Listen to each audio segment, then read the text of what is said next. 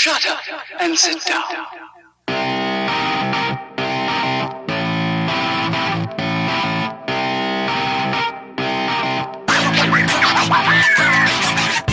you got your Brooklyn brand t-shirt on? Yeah, this one says Brooklyn Born 718. This is a pretty big, one of our top sellers. It's a new design we did recently.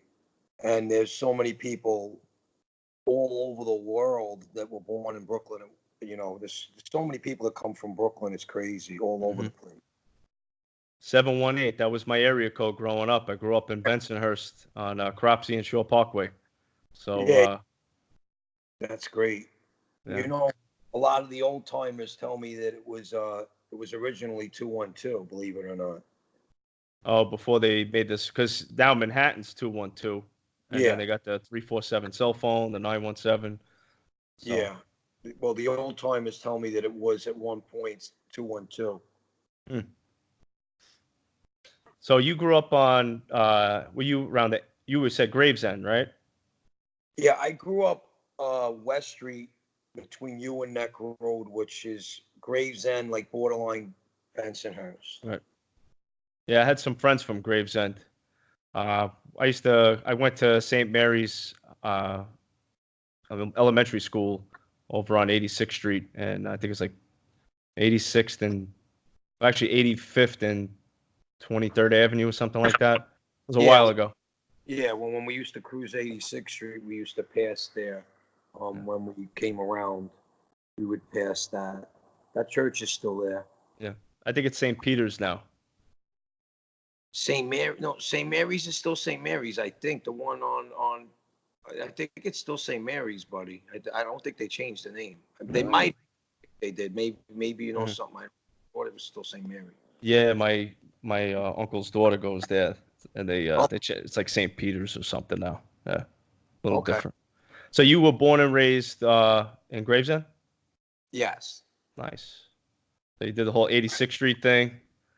So you're a little older than me. I'm 36. What was it like growing up in Brooklyn during your time? Because I think your time was a little cooler than my time.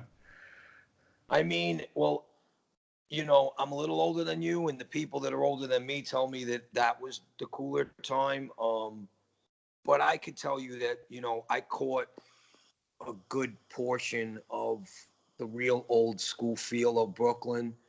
You couldn't walk, you know, every block you walked on, you knew 20 people on every block. You said hello to, you know, 20 people on every block that you walked down. There was kids hanging out everywhere. It was a great time. It was such a great place to grow up because your social media was right on your stoop. You walked out of your door and you sat on your stoop, and you were hanging out with 20 kids. So that was your social media.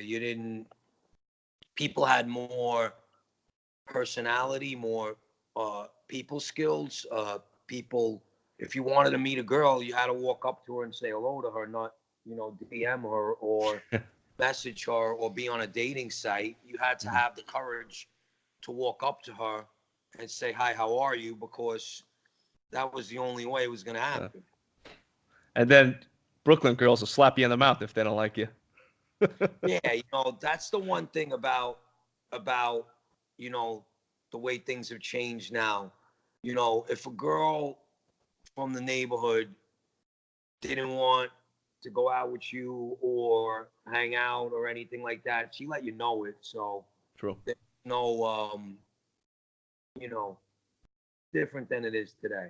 They didn't hold no punches in Brooklyn, that's for sure. Yeah, and they don't get offended too easily. It's true. It's that thick skin. New York is different. You know, I've been down in Florida 19 years, and I could tell, you know, the difference in individuals, you know. Not saying anybody's bad down here. It's just different, you know. It's that. So what was like your favorite memories growing up in Bensonhurst? Well, I have so many, but the thing that I kind of really love about it, like when I write my stories and stuff like that, was I just love the fact that, like, just walking around and just seeing the cars drive by with the stereos and just the rims coming with the the Jubilees, the tinted windows. Just like you could be walking down the street and cool cars would go by. You'd be walking down the block, people are washing their car. Everyone's getting ready to go out. It was just, just driving under the L, just seeing thousands of people from everywhere hanging out. It was, those memories will always stay in my head. And even just like as a kid playing two-hand touch in the street, playing wiffle ball, playing stoop ball, playing stick ball, like just all of that was like, you couldn't wait to like you when you got home from school, you were like out the door, like you just, you didn't want to, now the kid, like it's crazy because, you drive through Brooklyn. I mean, there's still people around, but it's like people, they're not sitting outside. They're not hanging out because they're all on their computer. True. Nobody's like interacting. It's crazy. And what's funny?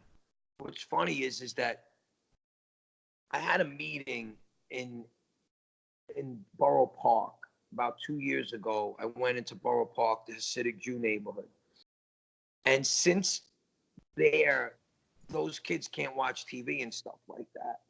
So I was amazed how old school feel that was. I went down the street. I had a meeting, and I remember I parked my car, and I was like, and I'm walking down the street, and I see kids on scooters, kids hanging out, with the yarmulkes on and stuff. But they were all like, they were out. Their parents were out. It was like, wow. It was like, like a throwback.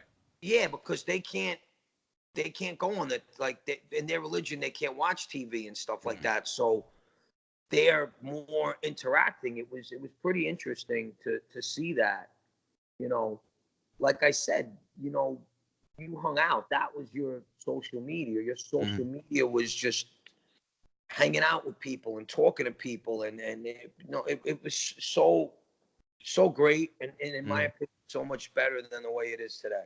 I agree with you. When I was growing up, AOL started getting popular with the instant messaging, probably when I was about 11, 12 years old. But before that, even then, even when that started out, that was just starting to go mainstream. But kids were still outside. They were still playing. They were still having a good time. We used to hang out in L&B, get pizza. It was clean. It was nice. We had fun. But yeah, I agree with you. It is very different these days. So you're a kid growing up in Bensonhurst, Brooklyn. What gets you involved in acting?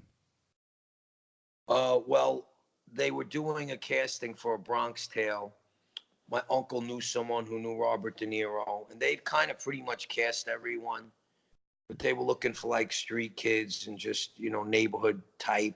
And I went to a casting, and they'd already cast the principals, but I got in there, and I was supposed to be a stickball kid, and I'll never forget it as long as I live there. Robert De Niro came to the set. He was directing, and he picked 3 kids out of the group. He lined us up against the wall.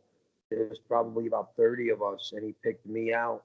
The first one he picked was me, and I'm a kid, and I'm in the next thing you know, I'm in a hair and makeup trailer, and I'm getting moved out to do a scene in the street where, picking up these girls in the opening scene, and they come in the convertible, and it was like my first taste of like acting, and just, I'll never forget it. It was just like I knew, like, because I was kind of like not too sure really what I wanted to do, and just being there that day and getting the rush of, being a principal, even though it was a small role, but just, being directed by Robert De Niro, getting my SAG card on my first job. Wow.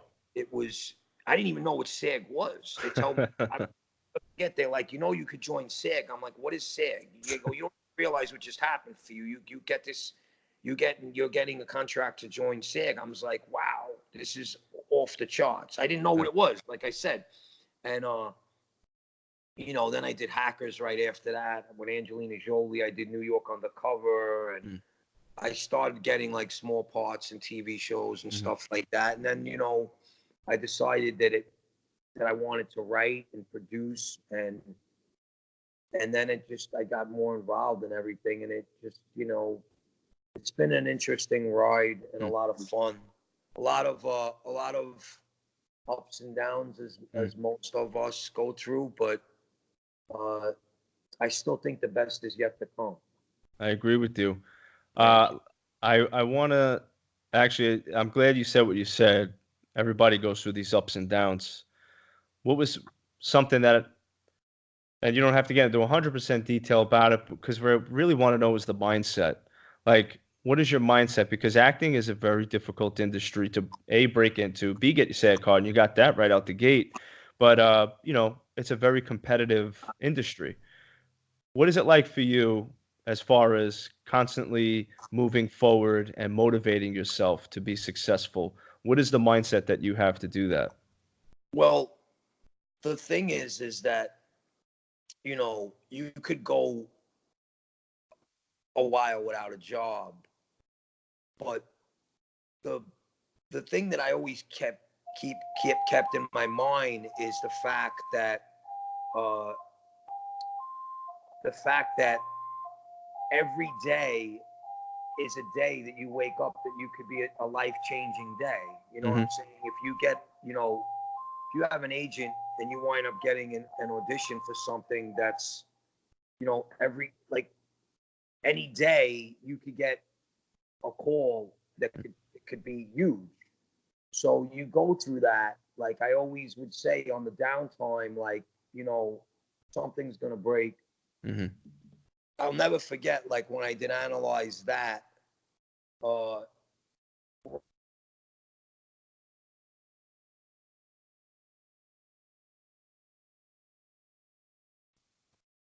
and I got that part. It gave me a really wind in my sail. You have to really be confident, and you have to really believe. I have a lot of faith in God, and I feel like God has a plan. So I kind of stay on course with that. When I was younger, I used to beat myself up over it. If I wasn't working as much or if things weren't happening, I used to kind of, get down about it. Now I just know that, more stuff is happening, and I'm more successful now. But I just felt like that you have to really believe in yourself. The problem is for most actors is that you can't make, if they're not making money, what are they supposed to do? Right. They have to get a job. Right. And if you get a job, it's hard to get an audition because you're on a job. So, I was fortunate enough to, between the writing and producing and everything, to be able to maintain my freedom, making money that I could always be able to. I was able to stick with it. And the good thing about it is once you get yourself more known and people know who you are and you get out there, it becomes easy.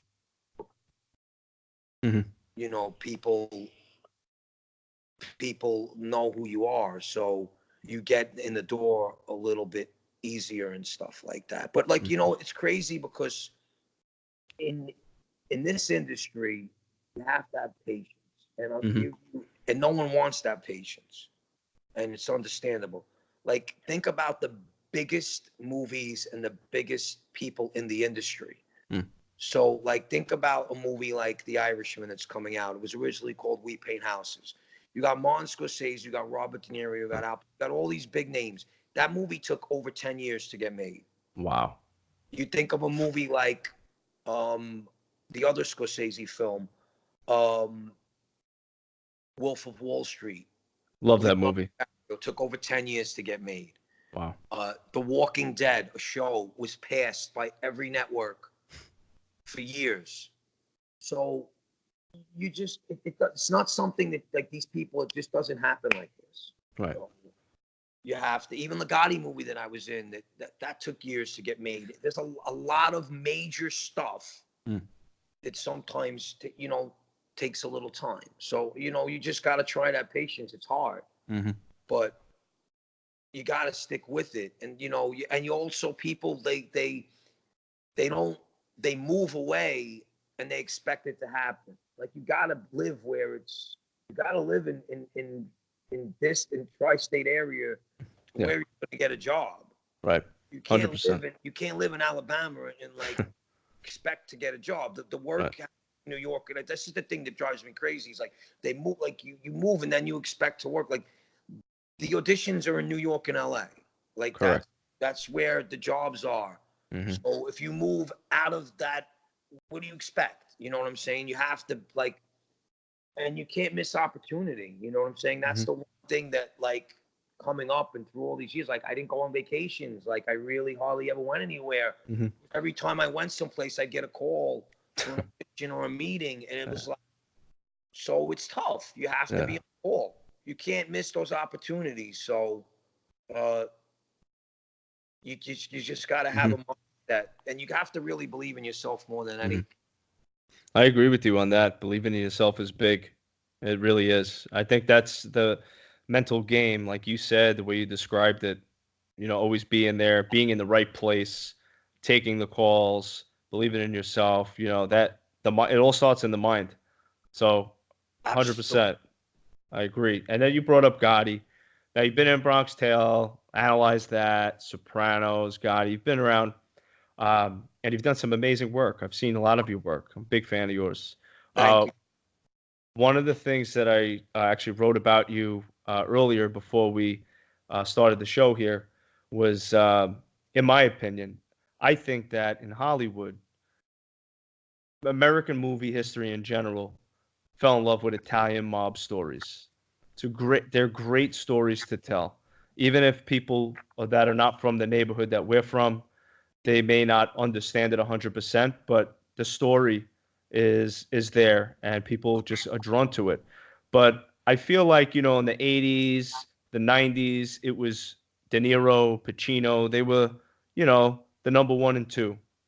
And I feel like, I guess because of all the things that happened in the Italian mob, it's not that they ran out of stories, because there's probably stories for the next 10,000 years on this earth that they could tell. But it feels like Hollywood took a little bit of a hiatus of the hardcore, old school approach of all those old Italian mob movies and street films. But when I watch you act, and because I'm a fan of yours, but when I watch you act, I really feel like it's the new era coming in now, where you actually have the distinct voice, the obviously the authenticity because you're from Brooklyn, and your acting skills. And I feel like if Hollywood is really going to go gun-ho all over again with these mob movies, and I hope that The Irishman is a film that kind of ignites it all over again, I really think that you are the flagship actor that should be in all of these headline mafia movies and street films and cop movies and stuff like that.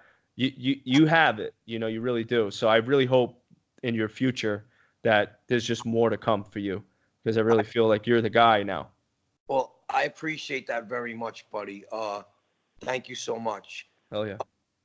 Yeah, I mean, it seems to be that a few actors we were talking today about that, how those parts don't come around as much as they used to. They go more, it seems like when they go to the street and they go to the mob, they're going a little bit more Russian, they're going a little bit more Middle Eastern, or it seems like those roles that used to go to the Italian mob are going elsewhere. I agree with what you said, but I feel like it comes back. I have a series that I did, which, and I say this humbly, that when the public gets to see it, they're going to be blown out of it. They're going to be blown away. Like they're gonna literally be, when the actual people like yourself, the public, sees this, they're gonna be like, I'm bringing it back like you've never seen, and you've never seen. I can't wait. The Irishman is $150 million movie with a lot of big names. It's an epic story. It's Martin Scorsese. You can't get bigger than that. And you have De Niro and Pesci and Harvey Keitel and Pacino. You have like best, and that will probably bring more light to it. It's a very big budget movie, and Netflix is putting it out, and it'll probably win awards. My series is a gritty story, and it's exactly how it was in Brooklyn in the 80s. It's exactly like it's so on point of how things were in Brooklyn. And when that actually lands where it's supposed to, which we'll be announcing that soon, that's 100% happening. Then when the public gets to see it, we're going to do a ton of press and a ton of interviews, and that gets out there. I think it's going to really expand through people just recommending you have to see this, because what you just said is what I think millions of people are waiting for. Well, you just said you're not alone. There are people that want, The Sopranos was the biggest thing on television, and there's a thirst for that. Mm-hmm. And I have that in my series. I have a series that shows what it was like, how it was, the music, the cars, the girl's boofy hair, the mafia, the street, the trains, the graffiti. There's so many angles, it's not even funny. We could go on and on and on about all the angles, the beepers. Yeah. Playing in the street, the ice cream man, like pulling up Coney Island. Mm-hmm.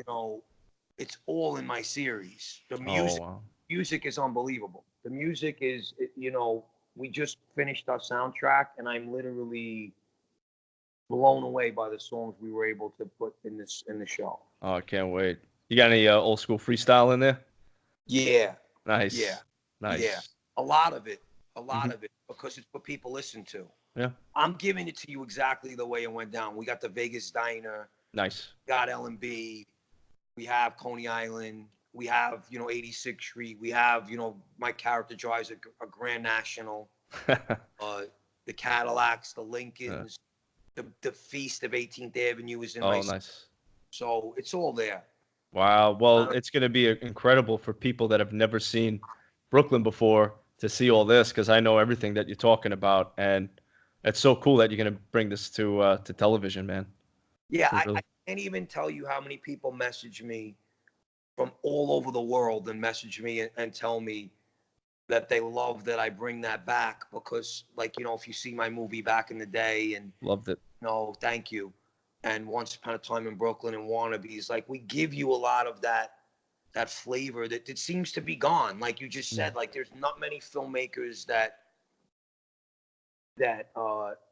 make movies like this or TV anymore. It's so different. And I just felt like, instead of making like a movie, I wanted to tell a story that could continue, because you grew up in our neighborhood. Like, there's 100 stories to tell. Sure. So I could keep going. I have 10 seasons in my head. That's awesome. Yeah.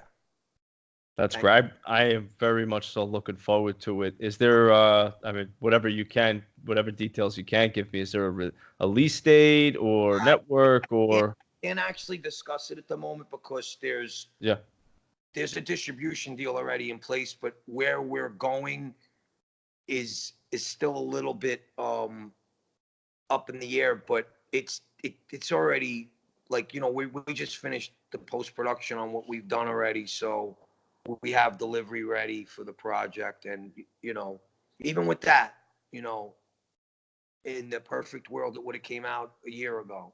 Mm-hmm. But, you know, and I kind of feel like that it got better as I progressed with it. So everything happens for a reason. I agree with you there, brother. Yeah. 100%. I'm definitely wishing you all the luck with that project because I'm very excited about it. Did some reading on it. You got some big names that are involved in it, and I think that's really cool. And it seems like you got some authentic actors and actresses that are involved as well. And I heard you got some neighborhood people involved too as extras and things like that. So this, you got all the authenticity. It sounds like. Yeah. I mean, I didn't want to, I kind of went with people that you knew you couldn't second guess. Hmm. Yeah. I like that a lot. So Thank you. good. Yeah. And so what about Brooklyn brand? What made you start your own clothing brand? Because I think it's really cool, especially the 718. Thank you. Thank you.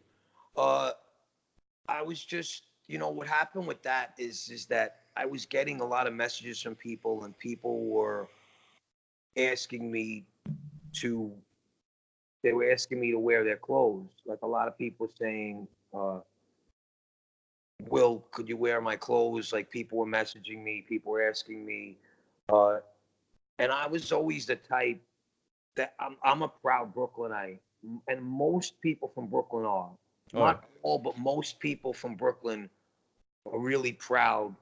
Like a Spike Lee, for instance. How much Jay-Z, like you always see them rocking Brooklyn stuff. Always. Uh, you I got know, my Brooklyn shirt on right now, brother. that's all.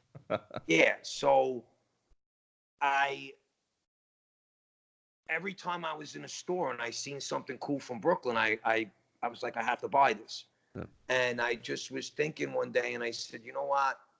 Why not start? I'm getting all these interviews. I'm on talk shows all the time. Why not start my own brand with the clothing? And to be honest with you, it really isn't about the brand itself. It's the person is the brand. Like Brooklyn brand BB Hmm. is like when you wear even our logo, it's like you're the brand. The person wearing the shirt's the brand. It's not the brand you're wearing. You're Hmm. Brooklyn brand. You're a Brooklyn guy. You're a Brooklyn girl.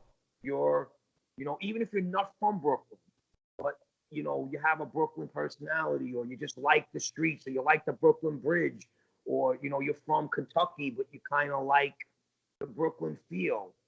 It's you feel like you're a brand. That's Hmm. kind of what it's all about. Is the person is the brand. I'm Brooklyn, like I'm Brooklyn brand. Like I'm a brand of Brooklyn. Hmm. Like you're sitting there, you're a brand of Brooklyn. You're Brooklyn, like I'm sure you live in Florida now, but I'm sure that when you go places, people can tell that you're from New York, you're from Brooklyn. 100%. All the time. Actually, I think it's stupid when people ask me where I'm from. Mhm. Like, where are you from? I tell them Oklahoma. Yeah, You'd be surprised how many people believe that too. that's funny. Yeah, man, it's a trip. I mean, living down here is cool. Florida's a cool place. A lot of people from New York, a lot of Italians from New York. Brooklyn that are down here. We call it the Sixth Borough. That's a nickname down here in South Florida. So there's always something to do. You always run into people that either you knew from the neighborhood that you had no idea they were living here, and you haven't seen them in a while, or somebody knows somebody that knows a family member. There's always something down here, so it's pretty cool. I know you're coming down here November 1st to the 3rd for the Feast of Little Italy in Jupiter. Yeah. How'd that all happen? Uh, this guy Jerry Soma, uh, he reached out to me, likes my work, and we were discussing, the feast. He asked me if I wanted to be a part of it. I looked into it. My good friend Tommy Ramola is very close with Jerry. Big time Tommy blew up on social media. He's Yes, a you did. celebrity himself. He's also part of my series and my documentary about cruising 86th Street. So Tommy was like, Jerry's great. The feast is great. I talked to Jerry. I'm honored to be a grand marshal at the feast. Like you said, there's so many people from Brooklyn in the area. Uh, I think we're going to do well with our clothing brand. I'm looking forward to meeting so many people there and signing autographs and talking to people. And I always go to my boy Steve Matarano's restaurant when I'm in Florida. Mm-hmm. He's a great guy. I'm looking forward to seeing him. Me and Tommy, our boots are going to be side by side. I'm excited about it. I have a lot of friends that live in Florida. I just worked on a TV show called Paper Empire that was Okay. shot in Florida, a good portion of it. So I do my Florida rounds. I like Florida. It's a little hot for me. Like I couldn't do a summer there. That's brutal. Yeah, it's a little too much. I'd almost take a winter. I mean, the winters here are brutal, but I'd almost take a winter in New York over a summer in Florida because I hate the real heat. I love Florida from like November to like May, but I don't know how you guys do August. Every day, July, August. How you guys do that? 3 showers a day, brother. Yeah. Yeah, it's pretty wild, man. I'm looking forward to meeting you. I'm going to be out there in the Jupiter Feast November 2nd on Saturday. Great. So, yeah, I look forward to meeting you face to face. You coming with some friends? You coming with some people with you? Absolutely, yeah. I'm going to come with my cousin. I'm going to come with my dad. And I think some friends are going to be there too. So it'll be a nice little crew. No, it's great. And I really appreciate this. And I think you're a great guy, buddy. And you have heart. And I wish you nothing but the best in what you're doing. And you're a guy from the neighborhood who's doing good things in a positive way. Because a lot of people, the way we grew up, didn't go positive. They went complete street, and got in a lot of trouble. And you are one of the ones who has a good mindset, and you're a proud guy from the neighborhood, and I'm proud of you, and I'm glad that you're doing your thing and keep going. And I hope your show and everything that you're doing, I wish you nothing but the most success possible. Thank you so much, man. That means a lot coming from you, brother. It really does. Thank you. No, of course, pal. Of course. Yeah. So what's the plan for the rest of the night? Well, right now I'm actually about to leave because I'm by my house in the Poconos right now, and I have an event tonight at the casino with Vic DiBattista. Love Vic. He was on my podcast too. Yeah, so who's another Brooklynite. Yep. So I'm going to see Vic in like 10 minutes with a whole bunch of friends. I set up this event for him at the casino near my house. Wonderful. And I'm looking forward to see him. There's another guy from our neighborhood who's done nothing but great things. So yeah, it's a lot of us, and we got to stick together. You got that right, brother. We'll start a Rat Pack or something. Yeah. Tell Vic I said hello. He knows. He's been on the show. Great, bro, and I can't wait to see when I can't wait to see it when it's all together. I appreciate your time, and thanks for reaching out to me. And I look forward to seeing you and your family in next week. Thank you, brother. Feeling is mutual. Look forward to meeting you too, and enjoy your night tonight. Thank you. God bless, pal. God bless you too, man. Take care.